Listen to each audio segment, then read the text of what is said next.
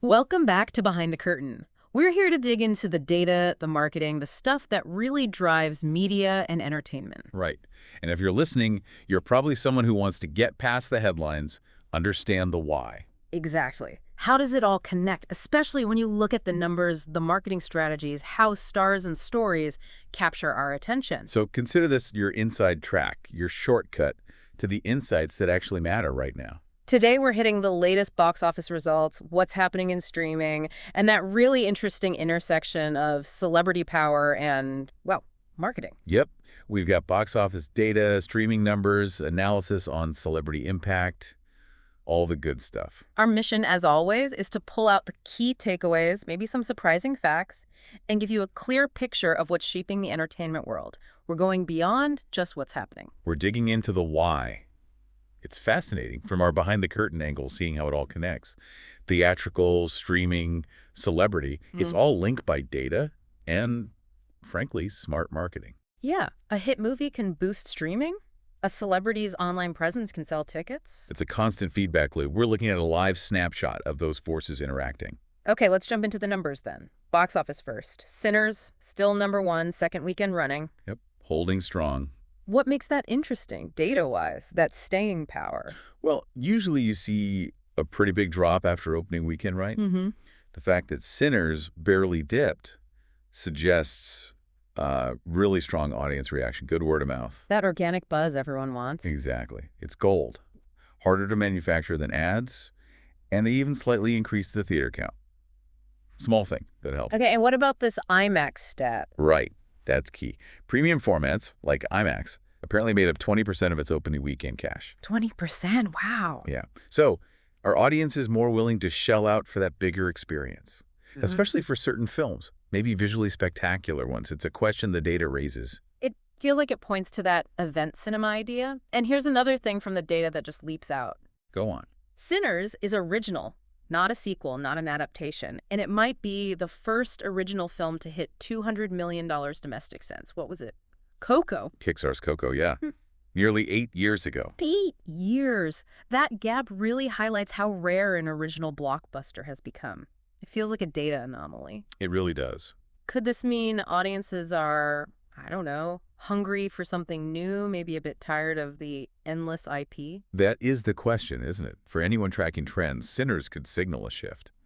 For ages, the data pointed to franchises being the safer bet for studios. Right, the known quantity. But maybe there's still a huge appetite for fresh stories if they're done well and marketed effectively, highlighting what makes them unique. Yeah. Studios might see this and, take a few more risks on non-IP stuff. Hope so.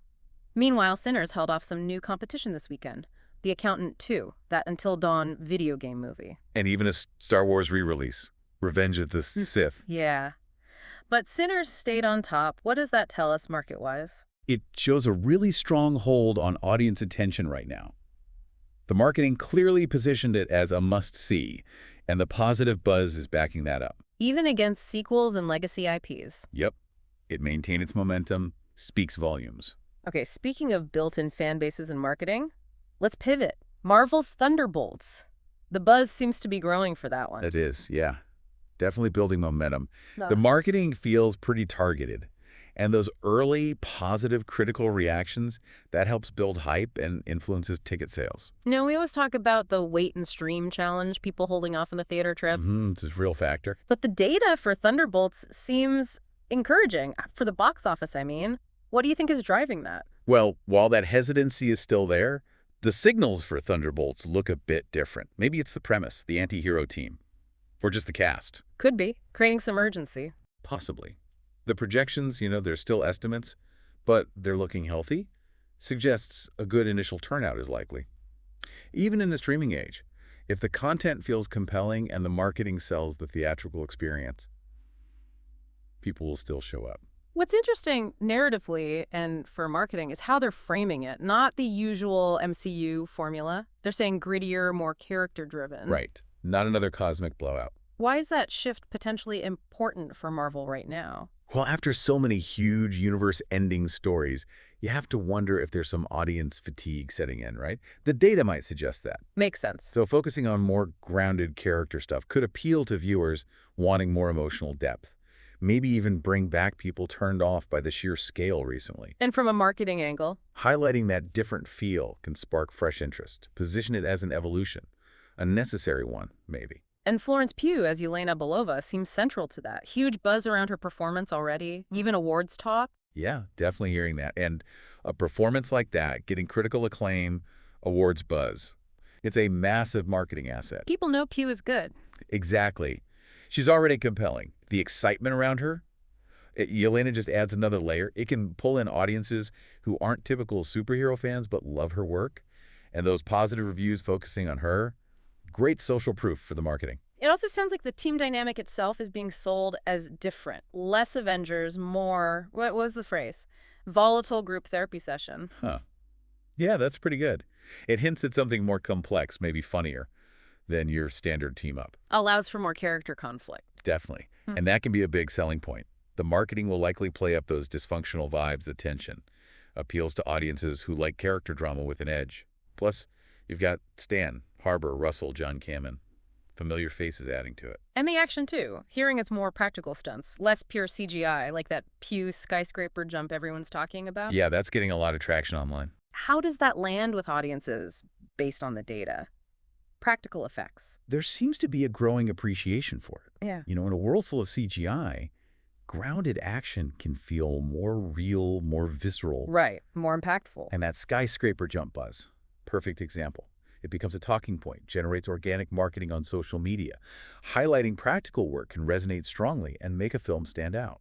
So it sounds like Thunderbolts could be, well, pretty significant for Marvel, a potential recalibration, more intimate stories. Exactly. After all the huge scale stuff, it's a chance to reconnect on a more human level. Flaws, conflicts, grounded action. It could remind people that great stories don't always need cosmic stakes or multiverses. Could be key for keeping audiences engaged long term. Might be, and it seems like it sets up some stuff for Avengers, Doomsday. But critically, it's also meant to work as its own story. How important is that balance today? Standalone stories within a universe. Oh, it's crucial. Interconnected universes are great, but each film needs to feel satisfying on its own. Otherwise, it just feels like homework for the next big thing. Yeah, franchise fatigue kicks in. Right. Positioning Thunderbolts as its own compelling narrative. Smart move for sustained investment and avoiding burnout. Okay, let's shift gears again. Streaming time. Series first. Looking globally. Netflix seems strong as usual. They are. Black Mirror is back on top globally. What's interesting is its strength in the U.S. It hit #2 there, while still being #1 in like 20 other countries. Shows the enduring appeal, right? Taps into current anxieties. Definitely. Drives viewing across very different places. And it's not just English stuff doing well for them. The Gardener, a non-English thriller. Making huge waves. Second most watched series globally. Top charts in over 40 countries. Especially big in Latin America and Europe. What does that tell us?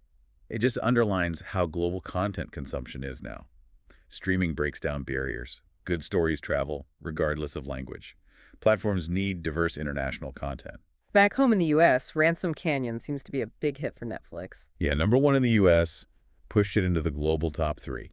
What makes a show like that click so well domestically? Likely hits a sweet spot, genre-wise. Maybe romance, maybe Western themes. Combined with good storytelling, performances. It shows you still need to cater to local tastes, even on a global platform. Okay, moving to films on streaming, another non-English thriller, I Hostage, is leading globally. Yep, #1 in over 30 countries, including the U.S. High-stakes thrillers clearly have universal appeal. And the setting, an Apple store in Amsterdam. Totally adds a bit of novelty, catches the eye in the marketing, makes it feel current maybe. And being high-octane helps it travel well. We're also seeing faith-based content making a comeback in the charts. The Passion of the Christ popped back into the global top 10. Yeah, climbed to #2 overall. What's driving that? Just the Easter timing. That's likely a big part of it. Plus, its wide availability over 40 markets. It reinforces that there is a consistent, dedicated audience for this content. You saw it with The Chosen, The King of Kings.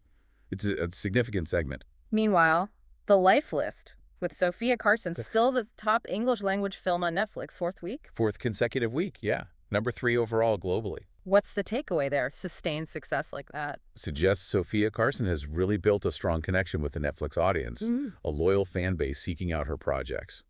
shows the value of star power on streaming. It's also interesting how much Netflix relies on NBC Universal for animation in that English top 10 film list. It is noticeable.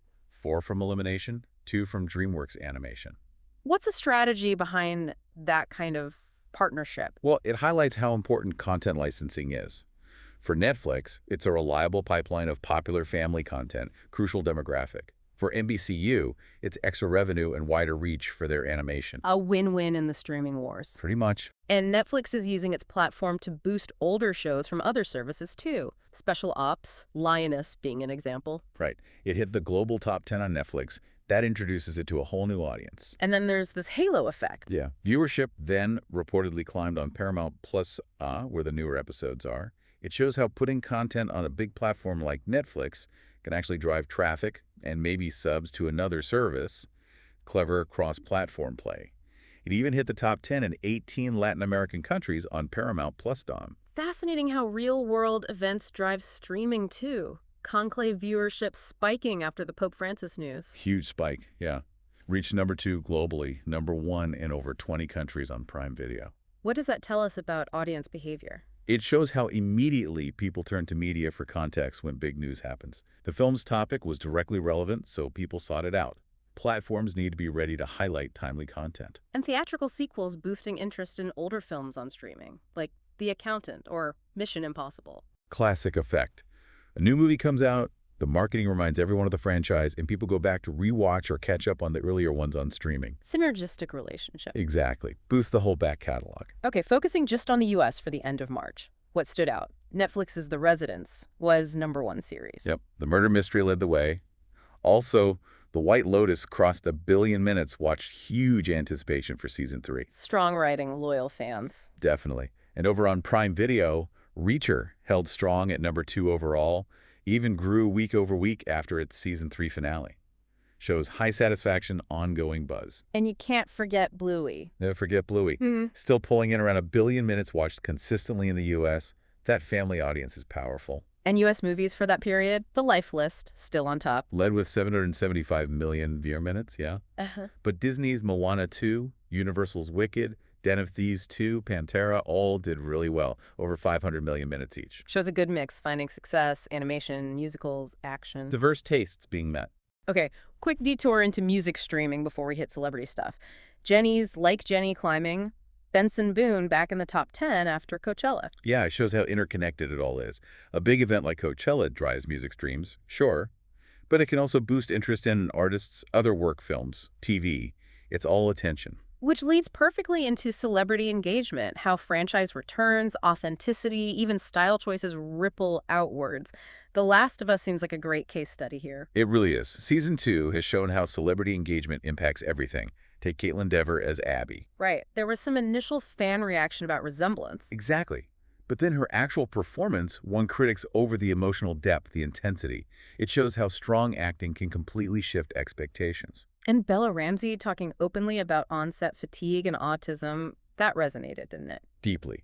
That kind of vulnerability builds such a strong connection. It feels authentic, relatable. Plus, its important representation, highlighting neurodiversity, broadens the show's appeal. Pedro Pascal, too, being outspoken, supporting the LGBTQ plus community, criticizing J.K. Rowling. Yeah, that generated a lot of talk. How does that kind of advocacy affect a star's cultural capital and their projects? In today's world, audiences often value that alignment on social issues. Pascal's consistency likely strengthens his bond with fans who share those values, maybe attracts new ones. It can definitely translate into support for his work. And beyond specific shows, individual stars make waves.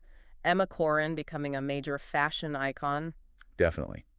Their style choices are consistently bold, gender fluid. That black Moschino look generated huge buzz. So their fashion becomes part of their brand. Absolutely. Establishes them as a tastemaker, increases visibility beyond acting roles, attracts a whole different audience, potential fashion collabs. Even the tabloid stuff like the Rami Malek breakup keeps them visible, though the fashion is more strategic branding. Minka Kelly's comeback with Ransom Canyon and people talking about her learning piano for the role. Yeah, that has a nice layer, good behind-the-scenes detail, and her off-screen advocacy for pay equity. Right. It rounds out her image. Talent, dedication, advocacy that resonates with people looking for authenticity. And Kristen Milioti returning to Black Mirror for that USS Callister sequel. Huge nostalgic engagement there. Revisiting a beloved character and story, that's tapping directly into an existing fan base. Guaranteed interest, lots of online chat. Smart move. It's pre-validated content, essentially. Pretty much. Can bring in new viewers, too, who discover the original. Circling back to Sinners, its success went beyond the box office, right? Into the cultural conversation. Seems like it. You see it in the sustained social media talk, the deeper analysis of its themes and different outlets, how it pops up in conversations outside just movie news. Suggests it struck a chord. Exactly. The original premise, strong execution. It's resonating. We're also seeing ongoing high interest for a Minecraft movie that's pure IP power, right? Mostly, yeah. Driven by the game's massive fan base. Marketing leans into that recognition. Versus something like The Amateur, where the buzz seems driven by strong, early critical reactions. Right. That builds anticipation differently. Appeals more to audiences who follow reviews, prioritize perceived quality. Crucial for films without that built-in fan base. And on TV, genre storytelling just keeps dominating viewership and conversation. Black Mirror, Last of Us, Daredevil, Born Again finale. Genre provides a great framework, doesn't it? Exploring big themes, complex characters, but within these heightened, engaging worlds. Dystopian edge, emotional depth, returning favorites. Exactly. They tap into specific interests, fuel speculation, build those loyal online communities. Like Yellow Jackets on Showtime. Still going strong. Record viewership for the Season 3 finale. Incredible staying power. Hit 3 million viewers first week, up 3% from Season 2. Season 3 is now its most watched overall. What keeps a show like that thriving? Combination of things, probably. Compelling mystery, great characters, complex backstories, strong word-of-mouth building over time. Impressive in today's crowded TV world. Looking ahead now, future franchises.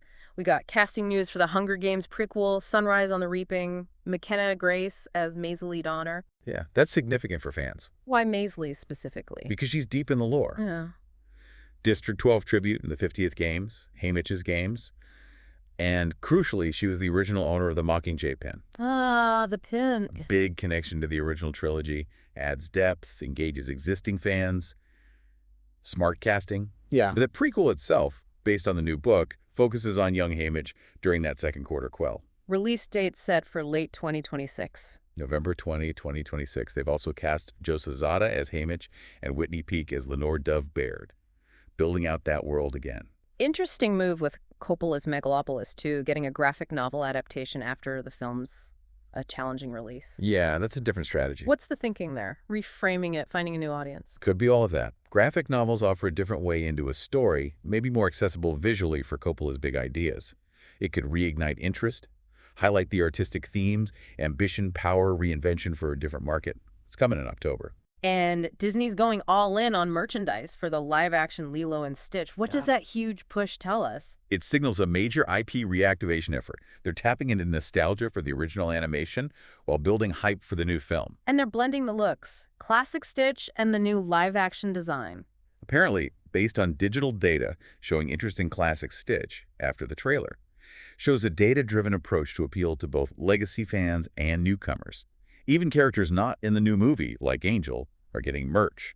Maximize the whole brand. And the list of licensees is huge. Lego, Mattel, Funko, Gap. Just massive. It signals huge expectations. Gap. This dual strategy film release plus enormous merch wave aims for total brand saturation this summer. Big bet on reactivating that IP across every possible consumer touchpoint. Okay, finally, let's break down Florence Pugh at the Thunderbolts premiere. A case study in red carpet, return on investment, or ROI. Definitely more than just an actor showing up. That sheer L.I. Saab gown.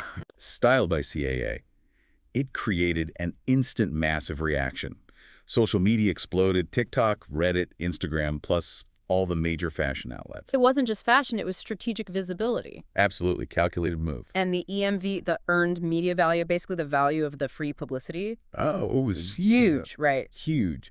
Estimates are between $5 and $8 million just for Pugh's appearance, thanks to coverage in places like InStyle, Marie Claire, W Magazine, Yahoo, plus all the organic social buzz. Wow. And Elie Saab benefited too. Big time. Estimated $1.5 to $2.5 million in EMV for them. The gown became a global red carpet moment. So it's a perfect example of what? Talent, style, platform all working together. Exactly. A masterclass in visibility, brand alignment, cultural resonance. A major media win. Okay, so wrapping up. Key takeaways seem to be Original stories can still break through at the box office even as franchises try new things. And streaming keeps thriving on diverse global content, while real-world events and existing IP give viewership big jolts. And smart celebrity engagement, still a super powerful marketing tool, shaping conversations. That sums it up nicely. All interconnected trends, especially when you look through that data and marketing lens we focus on here. And for you listening, we hope this deep dive gave you that clearer understanding of the forces at play, the why and how, behind what grabs our attention in entertainment today. Which leaves us with a final thought for you to chew on. We see original films like Sinners succeeding, and we see huge anticipation for a franchise shift like Thunderbolts. Right, two different kinds of success. So what does that tell you about the future balance between pure novelty and those established brands? What's the winning formula for capturing audiences going forward? Definitely something to keep thinking about. It's a fascinating tension to watch. Absolutely. Well, thanks for diving deep with us today. Always a pleasure. We'll be back soon to explore more of the forces shaping the entertainment world right here on Behind the Curtain.